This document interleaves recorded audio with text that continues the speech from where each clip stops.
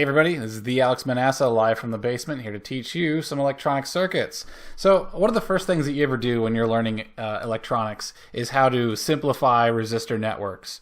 Don't ask me why. I think back on it and I'm like, it's not really central to what I do all the time, but it is a really important skill to know. It's important to know how these different components work in a network. It's also really important for when you're doing filtering later on. But it's just a really good introduction to how these components fit together. Okay, so I'm going to share as soon as I find my mouse, my whiteboard, and we're going to get started. Okay, as soon as I click through some stuff. All right, so I came up with some rules for how to do resistor networks that makes things really easy because it can be a little tricky, all right? If you've never done it before, and these are the rules.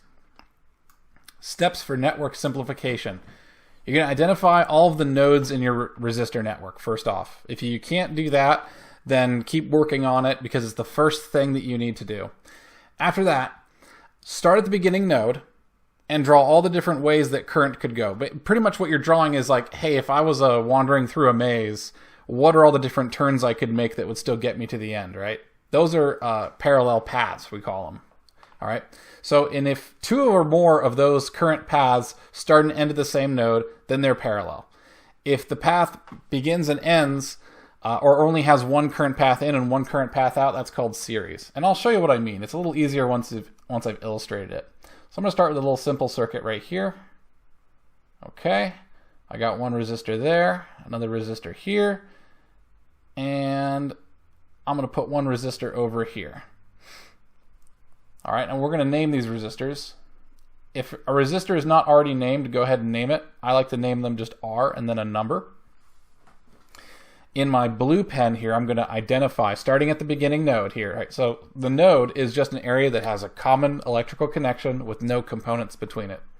So this very first part here, this is a node. In my green pen, I am going to just trace out, that's a node. All right.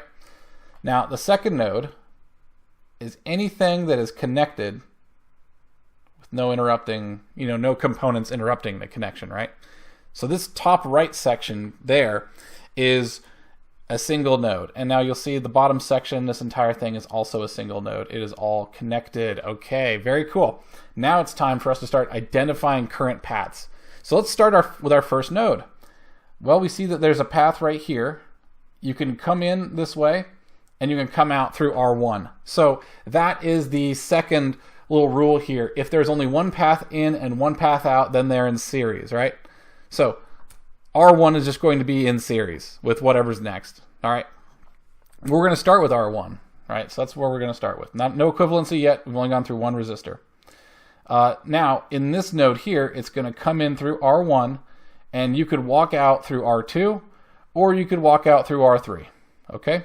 And I've signified that with two arrows down through R2 and R3. Okay, now notice that R2 and R3 are coming in from and out to the same nodes, right? The node on the top right and the node on the very bottom. So those two are in parallel by that first rule. If the two or more current paths start and end at the same node, then they're in parallel, right? Okay, so what we can do is we can make a little equivalency drawing. I like to draw me a fat arrow. Here's my fat arrow. Now when something becomes equivalent, what that means is it turns into 1. Okay? See what I did there? R2 is parallel, and I draw a little long parallel line with R3. Like that. Perfect. All right, and that's our equivalent resistor there. Now remember when I said that this was in series? If you have a node, so I'm going to redraw my nodes. So now the node is just turned into that. It's very simple now. If I have current that is going into and out of, and it's just one, into through one path and out through one path, then you can say the two are in series, right? So let me just put R1 here. So we can say that R1 is in series with R2 parallel to R3. I'm going to shorten that and say para. Instead, it's cooler. When you say things short, it becomes cooler. It just does. All right. The way that you say something is in series with something else is you add a plus sign, okay? So we have R1 plus R2 paralleled with R3. And because R2 and R3 came first, we're just going to put a parenthesis around both of them. And this, now that we only have 2 nodes, that is our equivalent resistance network, right? We can do one that's a little harder now, all right? And I'm going to, yeah, we all know the rules. Let's move on here. Okay. So in this network, I'm going to make it a little harder, okay? This one's going to be a little harder. Don't get scared. These networks can't hurt you. This is not a tantalum capacitor network. Tantalum capacitors explode if you hook them in wrong. I'm just going to pack this bad boy with resistors. It looks going to look a little bit like a toaster oven. There we go. There we go. So many resistors. It's just so many. But because we have the rules, we'll be well equipped to deal with it. First thing, identify your nodes. So starting from here. All right, I've got my nodes here. There, that's one node. Here's another node. Okay. Here's yet another node. All right, very cool. And another node. And finally, the ending node. We're going to draw our current paths. Remember, the current path is just anywhere where you can walk into and out of a path, just like it's a labyrinth or something, right?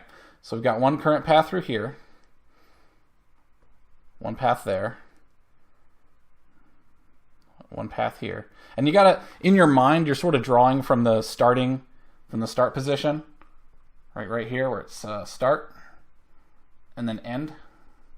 You're just making sure that that blue line is taking you from start to end. It's a little bit tricky sometimes, but here's start. There you go. So as you can see, you could draw from, you can go through this path here all the way out to the end. You could go through this path here all the way out to the end. You can go through this path here all the way out to the end. So you notice that all of these arrows take us out to the end. Now let's employ our rules. So our first rule is that anything that is going from the same node from start to finish, that's considered to be in parallel, right?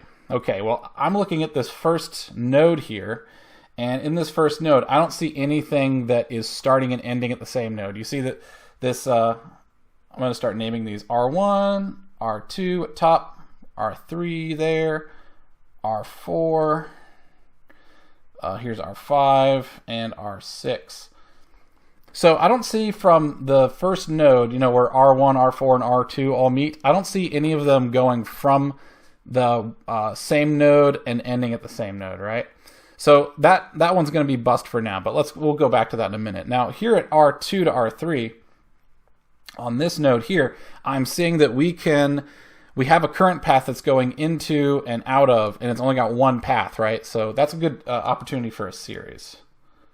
So I'm going to move this over because I think, and I'm going to put a big fat arrow. Gotta love the fat arrows.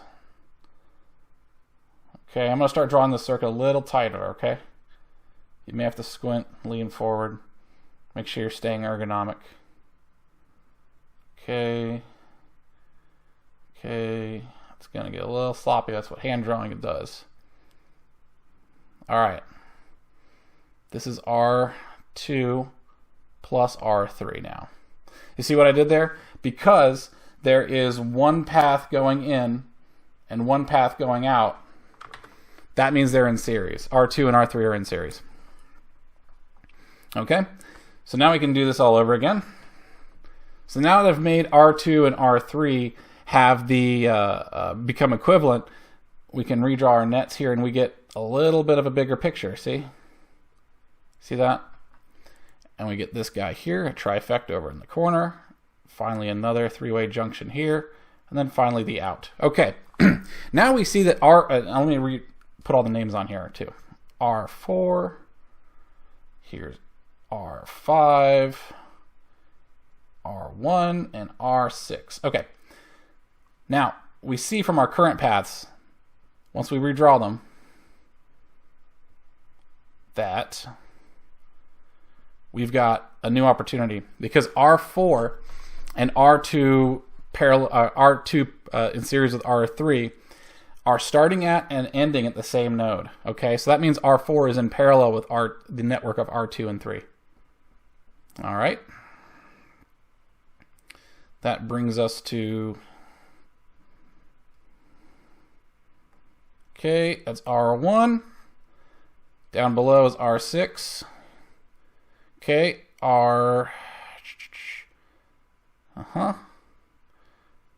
notice that it doesn't matter if a resistor or component is diagonal or not. It just matters where it starts and where it ends. As long as that's accurate, you can redraw it to whatever shape you want. You can have fun with it if that's what you're into. And don't forget to put parentheses. Oh, sorry. Wrong symbol. I put a plus sign. That should be parallel, remember? Because R4 right here is parallel with R2 and R3. Okay, so R4 is parallel with the series network of R2 plus R3. There we go. Okay, very cool. And don't forget R5 down below. All right, now we see another opportunity, right? Get those nodes. You got to redo that. You got to repeat. Now you see there is a node here between R4 and R5 down in the corner where there's only one current path in and one current path out. We can plainly see that. All right, I'll just draw the other current paths between R1 and R6, okay? So now, get your fat arrow. I said that kind of aggressively. I didn't mean to be aggressive. I just get really excited about my fat arrow. That means we're making progress. Progress is exciting. Oh, progress is making my resistors way sloppy.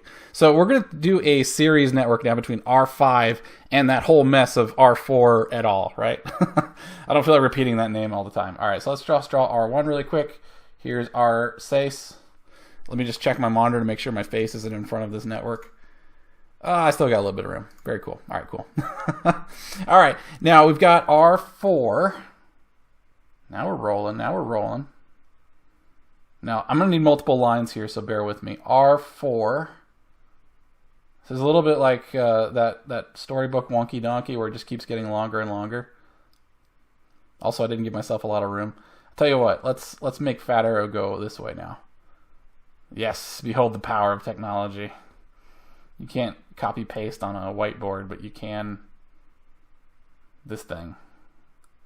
All right, so R4 parallel R2 plus R3. Okay, I'm sorry, it's an R3. I'll redraw it. That's terrible. My handwriting, man. My handwriting is awful. R3. I'm not going to blame it on the smartboard anymore. I've had like 2 weeks to get used to it. So that's just not happening. And then we're going to add R5, okay? Because remember, R5 is in series. Very cool. Very cool. All right. You're kind of getting used to the rhythm, I think. But I'm going to keep repeating the steps. Never short out doing steps. You got to do all the steps. Now I will drag down and go to the next thing, right? All right, so you're probably seeing it already by now. Take a minute, think of what's in parallel or what's in series. We've got our nodes diagrammed here. Is there any single path areas, or is there anything, components that are starting from one node and ending at the same node? I think you know. We're going to fat arrow it. And I love the way these diagrams just sort of slinky down, right? And this is going to get even simpler. Look at that. So simple. Now the equation is going to get a little longer because I am parallelizing, if that's a word. It is now. English is a fluid language, okay? We didn't get all these different rules and weird quirks because the language isn't fluid. The language does what it needs to. R2 plus R3. Okay, and don't forget your parentheses. Don't forget your order of operations.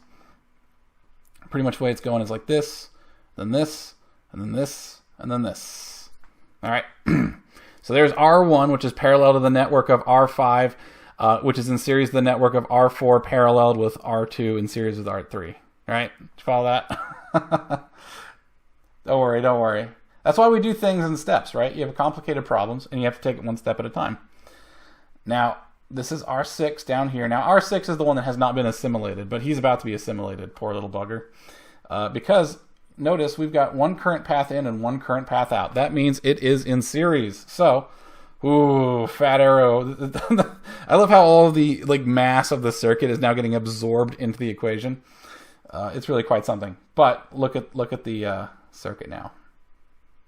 Now remember, an equivalent resistance is found between two nodes. You can only do it between two nodes. All right. Now I might do some more complicated ones later, where I got to do some circuit gymnastics. Okay. You know what's really good? Can I copy paste with this thing? Oh, that would be so amazing. And that's pretty close. Did I actually copy? Oh, there's a copy button. Can I paste? Oh, I didn't paste it where I wanted it to go, but bear with me. No. I accidentally clicked on the snippet tool. Come on, go away. All right, that was pretty close. That's pretty close. You don't have to watch me instead you see me fiddling with the tool rather than drawing all this stuff out. I will get fluid with it. I will get better. We have the technology. Got to balance your parentheses. All right, unbalanced parentheses makes me sad. Okay, there we go. That's our circuit. And the cool thing is that we didn't have to do any math. All we had to do was keep track of two symbols, a parallel symbol and a series symbol, which is just a plus sign. And we were just remembered the two simple rules. If two components, two resistors are starting at the same node and ending at the same node, that's parallel. Make them parallel. If two components are on either side of a network, either side of a node, and either side of that node has only one path, then that is in series. All right. Zoom over the headshot. If that was a bit confusing, please rewatch the video. Enjoy it. Leave me feedback. This has been the Alex Manassa. I'm a real engineer who's trying to help get you guys up to speed. I like to make simple rules that are kind of passed down through tribal knowledge. By the way, tribal knowledge is not to be underestimated, and that's why I made this channel, because you can sit and read a huge fat book, like this big fat boy. I'm just reading it for you, and I'm actually remembering what I was told and what I learned and what I've experienced in my classes and my labs and my work experience and everything. And I'm just distilling down what's really important for you guys. Because we can sit there and opine on, what is a volt all day. And we will, at some point, if it's important to us. But I'm an engineer, not a scientist. I pursue results, not truth. That is a very important distinction. If I could go onto a landing pad and just twerk, and then I'm just twerking there, and then the helicopter starts flying, I would do it. I'd be out there twerking. I don't care how it works. It just works. Which is why engineering precedes science proper by thousands, maybe tens of thousands of years. We just study how the water comes down the aqueduct. We have no idea why. We don't know what pressure is. We just sort of figured stuff out over thousands of years. Now that we have science, though, we've got a great process that makes things go super fast, and we're not just guessing anymore. Engineers are totally comfortable with just guessing and seeing what works. Some would call that empirical research. I would call it empirical research. It helps justify my salary. All right, you guys have a great day. This has been fun. I hope you learned a lot about doing equivalent resistance networks, and hopefully this wasn't as boring as most YouTube videos are. If it is, feel free to hit that dislike button twice. That way I know twice as much how much you disliked it. If you did like it, though, please hit the like button. If you'd like to see more videos like this, please hit the subscribe button and leave a comment below if you have any questions or want any follow-ups. All right, this has been the Alex Manassa. You guys have a great day. I will see you later.